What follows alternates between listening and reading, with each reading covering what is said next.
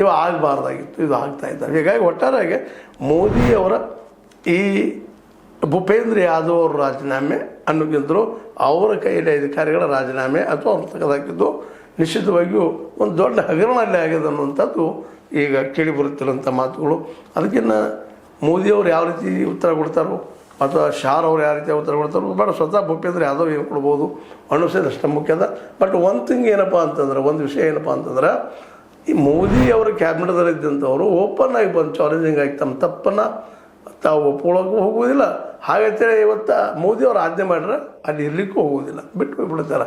ಇದು ನಾವು ನೋಡ್ತಾ ಇದ್ದೀವಿ. ಅದನ್ನು ಅನ್ನಬೇಕಾದ್ರೂ ಸಹಿತ ಮೋದಿಯವರು ಹಲವು ವಿಚಾರ ಮಾಡ್ತಾರೆ. ಯಾಕಂದ್ರೆ ಇಲ್ಲೇ ನಿಮಗೆ ಗೊತ್ತದ, ನಮ್ಮ ಧರ್ಮೇಂದ್ರ ಪ್ರಧಾನರನ್ನ ಎಷ್ಟು ದಿವಸ ಆಯಿತು ಹೋರಾಟ ಮಾಡಲಿಕ್ಕೈತೆ. ಇವತ್ತು 11ನೇ ದಿನ ಕಾಣ್ತದೆ ವಾಂಗ್ಚುಕ್ ಅವರ ಉಪವಾಸ ಇದ್ದಿದ್ದು. ಅದನ್ನು ಲಕ್ಷ್ಯ ಕೊಡ್ತಾಯಿಲ್ಲ, ಇನ್ನೂ ಅವರಿಂದ ರಾಜೀನಾಮೆ ತೊಗೊಳ್ತಾ ಇಲ್ಲ. ಅಂದ್ರೆ ತಮ್ಮ ಮಂತ್ರಿಗಳನ್ನಾಗಿರ್ಬೋದು, ತಮ್ಮ ಪಾರ್ಟಿಯಲ್ಲಿದ್ದಂಥವ್ರು ಅಲ್ಲಿ ಸುಲಭ ಬಿಟ್ಟು ಕೊಡೋದ್ರು ಅನ್ನೋದು ಇದರಿಂದ ಸ್ಪಷ್ಟ ಆಗ್ತದೆ. ಹೀಗಾಗಿ ಭೂಪೇಂದ್ರ ಯಾದವರ ಏನು ಒಂದು 4 ಜನ ಅಧಿಕಾರಿಗಳು ಇವತ್ತು ತೆಗೆದು ಹಾಕಿದ್ದಾರೆ. ಅದ್ರ ಬಗ್ಗೆ ಸುದ್ದಿ ಏನು ಬರ್ಬೋದು ನೋಡು, ಮುಂದಿನ ಸಮಯದಲ್ಲ ಏನಾಗ್ಬೋದು ಅಂತೇಳಿ. ಬಟ್ ಅಲ್ಲಿ ಏನೋ ಅದಪ್ಪ, ಅಲ್ಲಿ ಕೆಳಗಲ್ಲೇ ಹೊಗೆಗಳಾದ ಮ್ಯಾಲೆ ಅಂತಂದ್ರೆ ಕೆಳಗಲ್ಲಿ ಬೆಂಕಿ ಐತಿ ಅನ್ನೋದು ಸಾಮಾನ್ಯ ಒಂದು ಮಾತು. ಏನಿರಲಿ, ಭೂಪೇಂದ್ರ ಯಾದವರ ಎನ್ಕ್ವೈರಿ ಆಗಲಿ, ಅವರ ಅಧಿಕಾರಿಗಳ ಎನ್ಕ್ವೈರಿ ಆಗಲಿ ಸತ್ಯವಾಗಿ ಬರಲಿ ಅಂತ ಹೇಳ್ತಾ, ಇದು ನಿಮ್ಮ ಲೈಕ್ ಆಗಿರ್ಬೋದು. ಲೈಕ್ ಮಾಡಿ, ಶೇರ್ ಮಾಡಿ, ಕಮೆಂಟ್ ಮಾಡಿ, ಜೊತೆ ಸಬ್ಸ್ಕ್ರೈಬ್ 16 ನ್ಯೂಸ್ ಅರ್ಥ ತರಬಿದ್ದು ಸತ್ಯ ಕೈಗೊಂಡು ವಂದನೆಗಳು. ಆತ್ಮೀಯ ಸಾರ್ವಜನಿಕರಲ್ಲಿ H16 ಅರ್ಥಾತ್ ಸೀತಾರಾಮದಿಂದ ಒಂದು ಮನವಿ.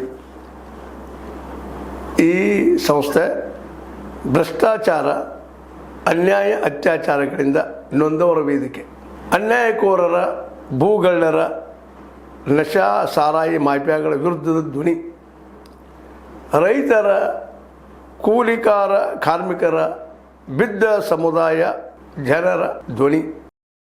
ಬೆಂಬಲವಾಗಿ ನಿಂತು ತನುಮನ ಧನದ ಸಹಾಯಕ್ಕೆ ಸಾರ್ವಜನಿಕರಲ್ಲಿ ಕೋರಿಕೆ. ದಾನದ ಸಹಾಯ ನೀಡಿ ಸ್ವಾತಂತ್ರ್ಯ ಪತ್ರಿಕೋದ್ಯಮ ಉಳಿಸಿ ಬೆಳೆಸಿ. ವಂದನೆಗಳು. ತಮ್ಮನ್ನೇ ನಂಬಿರುವ ಮಲ್ಲಪ್ಪ ಇ ಜೋತಾವರ್.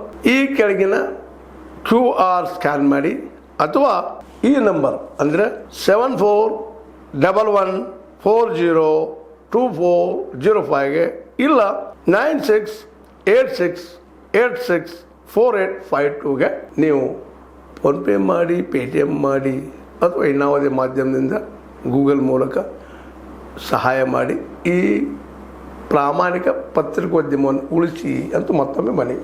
ವಂದನೆಗಳು.